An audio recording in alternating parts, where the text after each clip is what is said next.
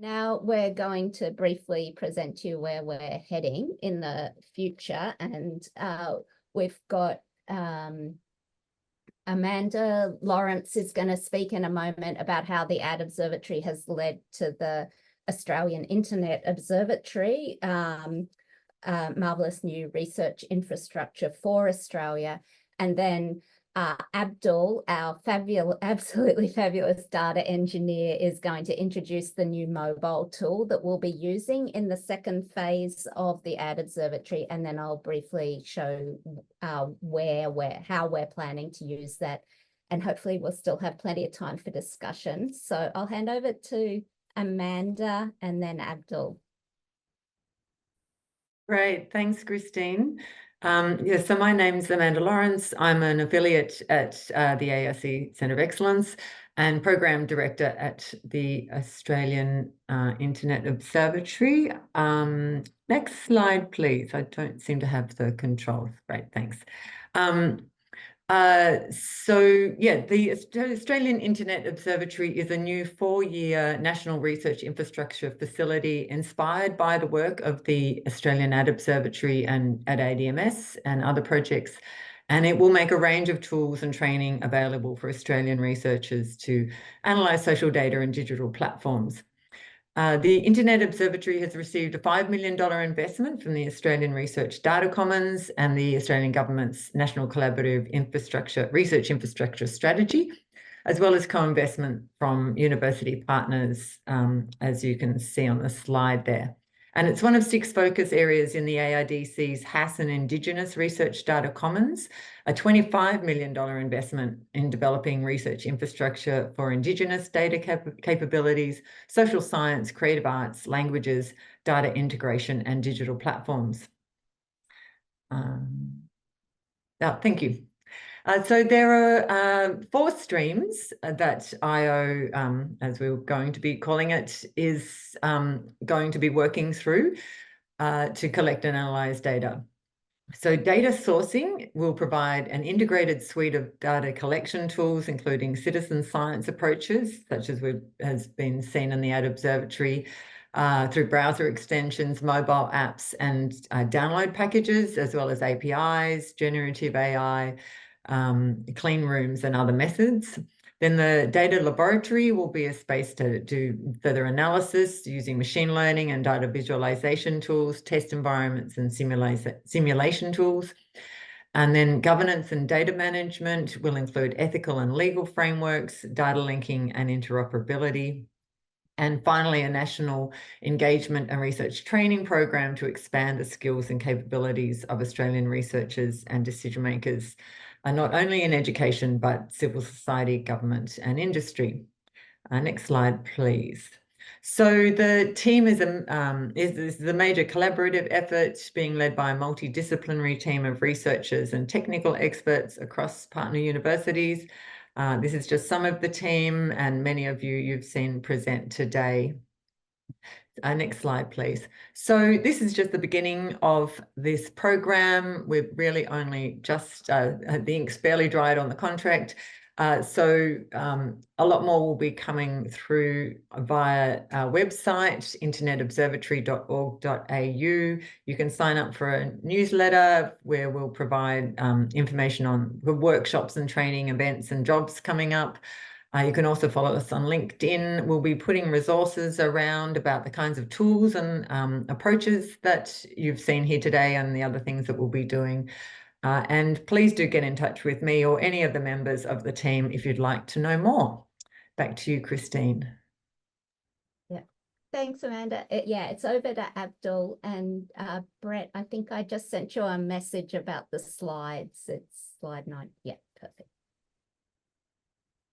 Awesome. Thanks, Christine. So today I'm going to be talking about the Australian Mobile Ad Toolkit, which is part of the Australian Ad Observatory Phase 2 projects. So the Australian Mobile Ad Toolkit is a mobile app that we have developed as part of our data acquisition process that we're going to be implementing in the second wave of projects that we'll be conducting as part of this research. So how this differs from the first phase of research that we undertook was originally, the infrastructures that we developed, and as you would have heard used a desktop-based data acquisition process where we were gathering data through desktop devices and ads that you would have seen appear within your Meta Facebook ad environment. However, now what we're doing is we're actually taking this to Android mobile devices, and at present we are piloting a version that allows you to see ads or capture ads and have those ads reviewed as part of what you would see not just on Facebook, but we're going to be extending this outwards to other platforms. So I'm going to show you how this all works in a walkthrough and what the production involves. So I can just get the next slide. So we've done this as part of some pilot work with the University of Queensland. We have an ethics agreement in place with some of the great researchers over there that is facilitating how we go about initial collections and prototyping of this application that we're developing. If I can get the next slide. So the registration agreement is something that you basically have to get done when you first download the app onto your device, and that there signals to us that you are providing permission for us to go ahead and collect this data from your device. It is a very personal thing, your mobile phone, and so we want to ensure that we are being clear that we request this permission as something that then allows us to go ahead and observe advertisements, and just advertisements that are shown on your device. This is a video. If I can get capacity to click this, Brett, if we can just go ahead and click this video. No, that's all right. We don't have to click the video.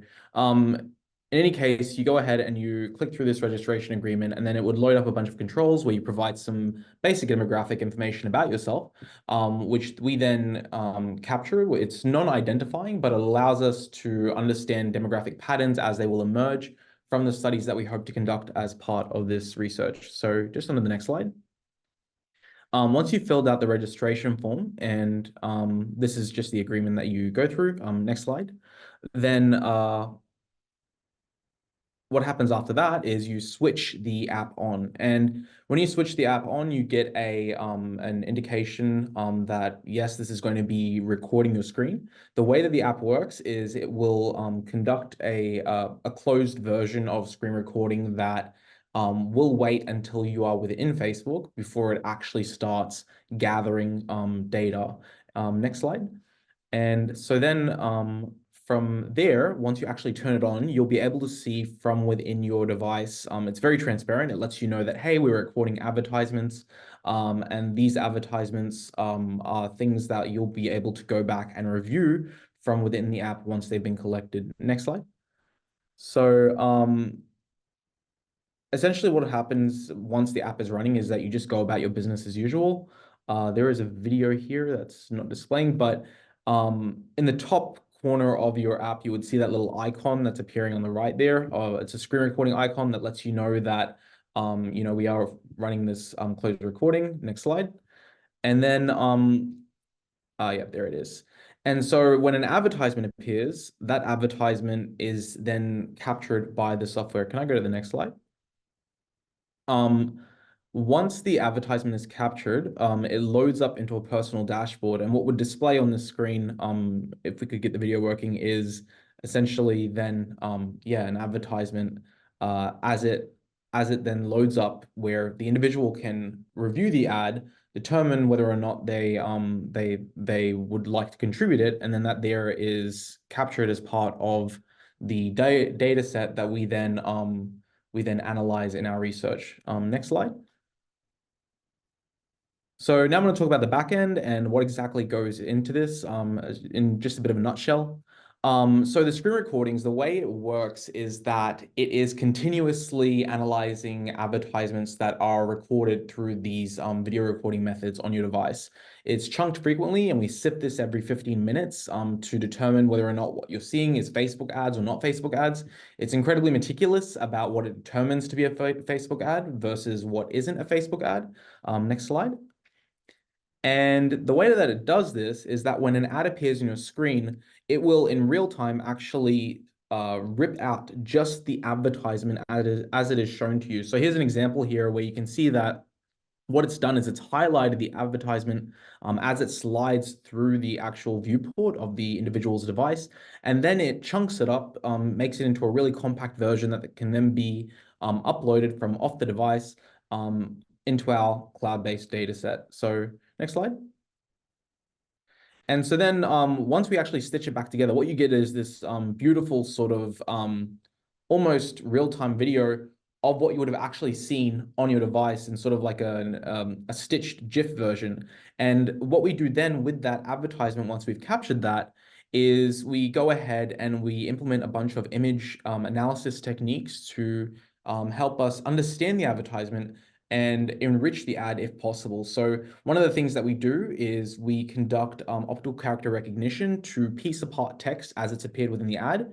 And this is really important because it helps us then attach what is originally image content from the video recording to potential data leads. So something that we've done with this data and we've set up as part of our pipeline is an enrichment process where it actually cross-checks this with the Facebook Meta Ad Library API, and we've retrieved advanced access to Facebook's APIs to help us connect this with page data and public metadata about Facebook pages that we can then use to understand these advertisements and how they are appearing within the Facebook Meta Ad Library. But if Facebook has data currently stored within their database that corresponds to this, it can link the data together and help us enrich the advertisement so that we not only have the observation that the individual saw, but also data that actually corresponds to Facebook's official data set there for our researchers to review.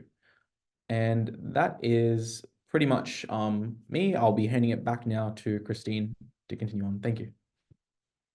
Thanks so much, Abdul, and for that, all the work and that run through. So now, very briefly, I'm going to introduce what we're planning to do in the what we're calling the second phase of the Ad Observatory for the moment, and then we'll have time for discussion. So what we'll be doing next is using targeted recruiting to create a series of smaller samples to investigate issues of significance. So drawing on our experience that we've just described. We'll be getting these participants to download the app that Abdul just talked about to their Android devices and use it to collect ads from specific platforms that we think are going to be significant for those issues.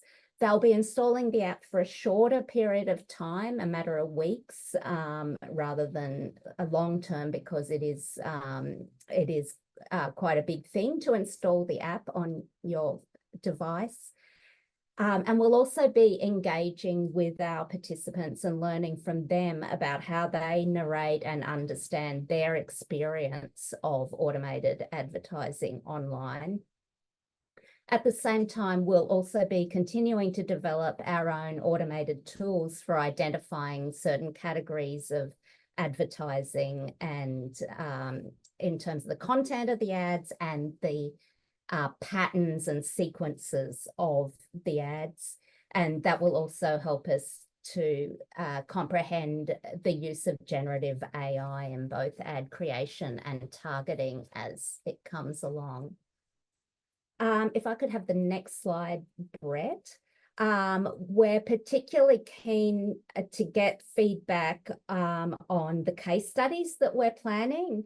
Yeah, so there's 6 of them. So I'll just mention what each of them are, and if you click when I get to it, that's fine. So we're particularly keen to get feedback on these 6 case studies. So the first one would be a panel of voters in marginal and other politically interesting electorates who we will be recruiting ahead of the federal election campaign, which I guess will be early 2025.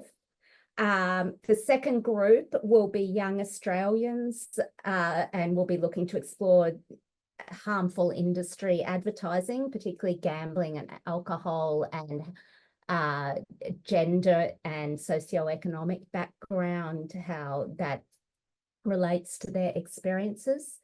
The third one, people at a stage of life who may be planning for pregnancy or likely to be bearing children. And this helps us investigate how significant life course changes interact with advertising experience. And we'll be looking at marketing of fertility treatments or reproductive tech, and also baby and home products, possibly wellness and environmental products. The fourth group is older Australians, in order to further investigate scams. The fifth group will be a study where we will work with a diverse group of Australians and workshop with them their own experience of how they try to control the advertising that they might see online, and get them to try and implement some controls using what the devices and the platforms make available to them, and then study what happens with their flow of ads. We are also working on a separate study with Indigenous Australians and their experience of automated advertising, but we'll keep that separate, as we need to discuss that with our First Nations colleagues. So I do want to firstly point you to the webpage where you can find out more about the project going forwards. As I said at the beginning, we have recorded this. We will be making the recording available, and we expect to make a slide deck available as well, and we welcome feedback and thoughts. Also, this webinar itself has been a bit of a epic adventure and a celebration of what we've done, and a launch of what we're going to be doing. And Catherine Nichols, who's there somewhere, has done an amazing job of organising all this and wrangling us and getting everybody sorted out and invited and so on. So huge thank you to Kathy for everything that you've done on this and everything else, and to Brett for our tech support. Also, of course, our partners who've worked so hard with us and who we continue to plan to work with, and those who had already the precursors to this project that we've all been able to take advantage of. And Casey for coming with jet lag, thanks very much.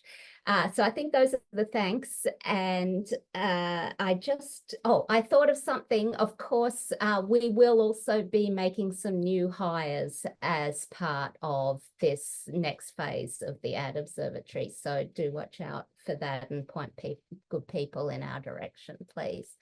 So I think that's it. Thank you very much to the whole team and to everybody for participating.